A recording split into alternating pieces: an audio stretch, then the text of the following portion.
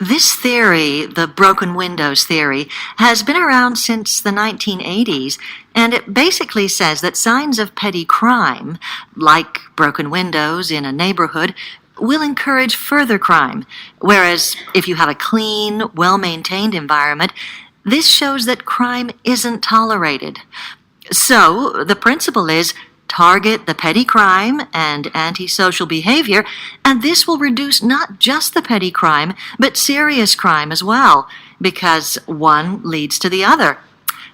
It was tried out in New York in the 1990s, and the crime figures for that period did show a significant fall in both minor and more serious crime. So they do seem to support this idea, although, of course, it's very difficult to really establish the cause in these cases. The problem with this theory for me is that it all seems rather superficial. I think any serious student of social science or policing methods would want to ask, but why did this vandalism or antisocial behavior happen in the first place? We want to look at social issues like poverty or unemployment as possible causes, and the theory doesn't really address that.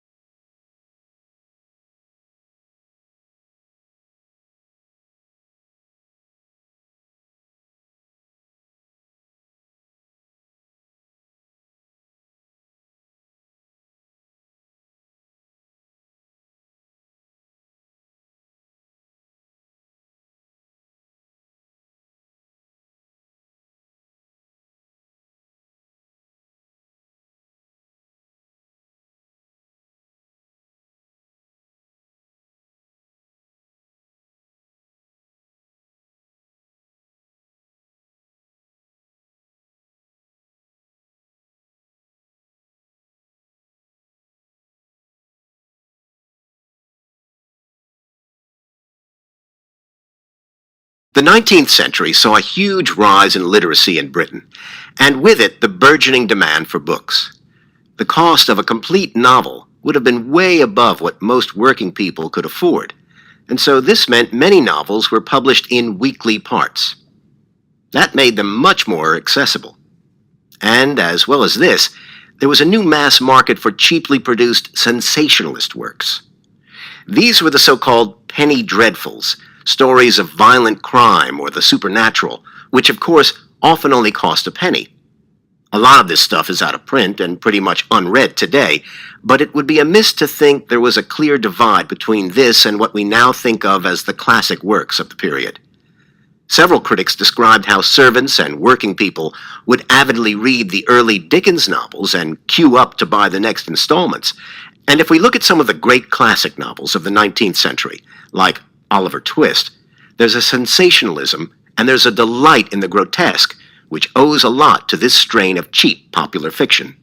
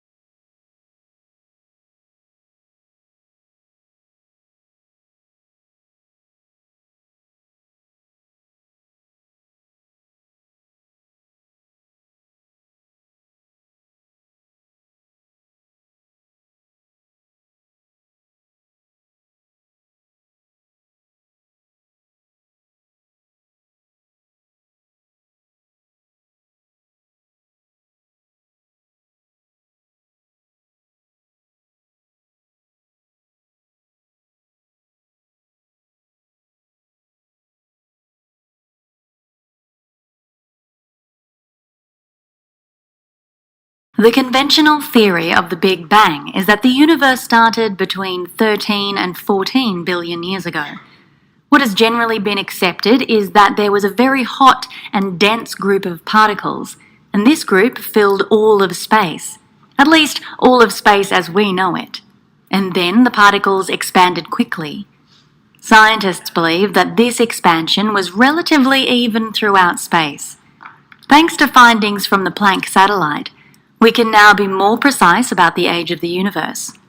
We can be confident that the universe is around 13.82 billion years old. Research and analysis have helped us to better understand what the Big Bang was, and we can be quite sure that it actually happened. However, what we don't know is whether the universe really began with the Big Bang, or if it existed in some form before the Big Bang.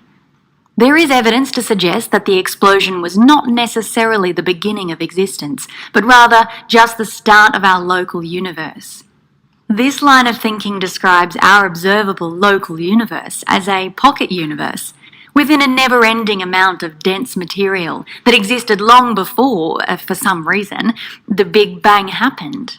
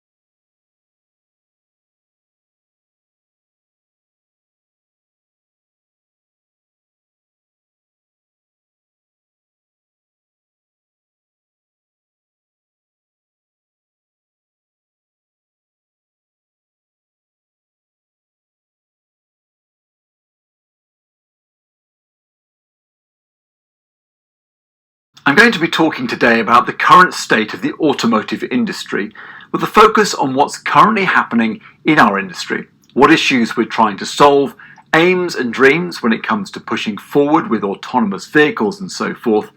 And so a huge part of the motivation for many in the industry is obviously making money and the economic and entrepreneurial opportunities. But in a wider sense, it's also about increasing areas like mobility and efficiency.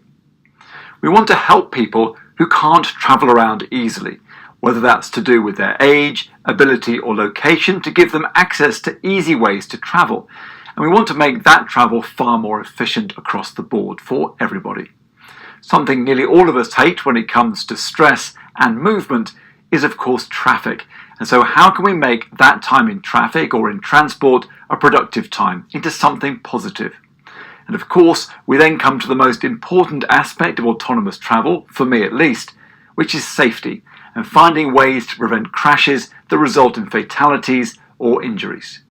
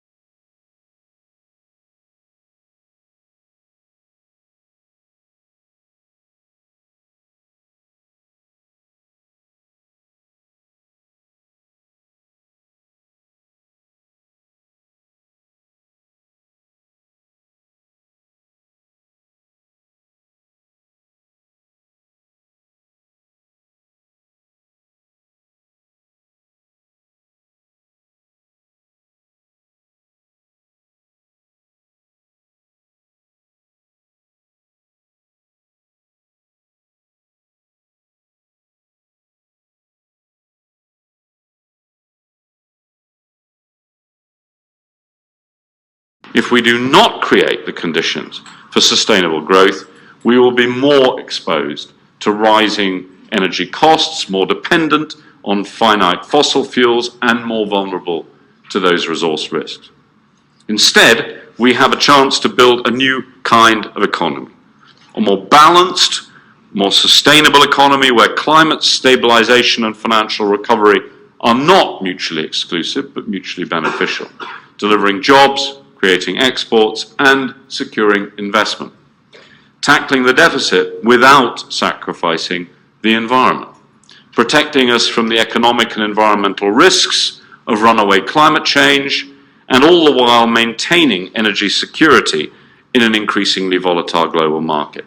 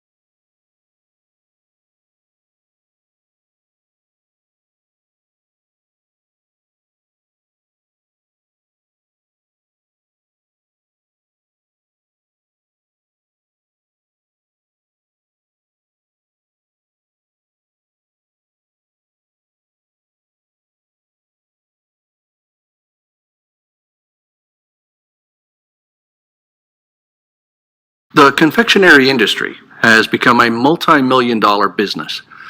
The earliest evidence of humans choosing sweet products for their diet can be found in the artwork on Stone Age cave walls. Early men used to raid beehives to collect honey and bring it back to the community. There is some evidence in Persia and India of people enjoying milk-based products sweetened with honey. Meanwhile, in Europe, where we are today, many of the earliest sweets were intended for medicinal purposes, and the recipes that we have found appeared in the notes of apothecaries, who were early versions of the modern-day chemist or pharmacist. The therapeutic value was added by introducing herbs and spices to the mixture. They were often found to relieve coughs and sore throats, much like a honey and lemon drink might these days. Many of the earliest sweets would be unpalatable to modern tastes, and it was only towards the 18th century that the medicine and confectionery trades separated into two distinct industries.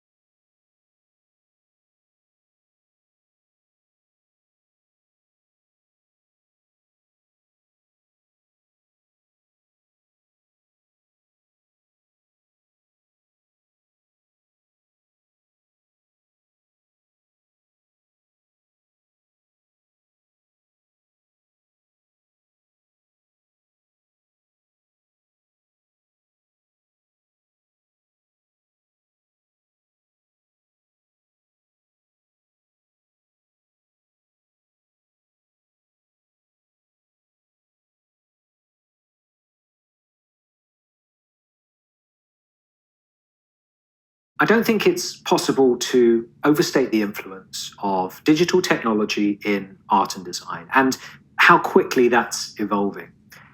So, as teachers in schools and in museums, we are faced with the challenge of integrating this digital technology into the classroom. And it's essential to integrate this technology now if we want to give students the skills and confidence they need to use technologies and to navigate life in a digital world. But In doing so, we are faced with more challenges, particularly when it comes to cost and choice. This technology often doesn't come cheap, and in a market flooded with apps, how can we tell which ones are good?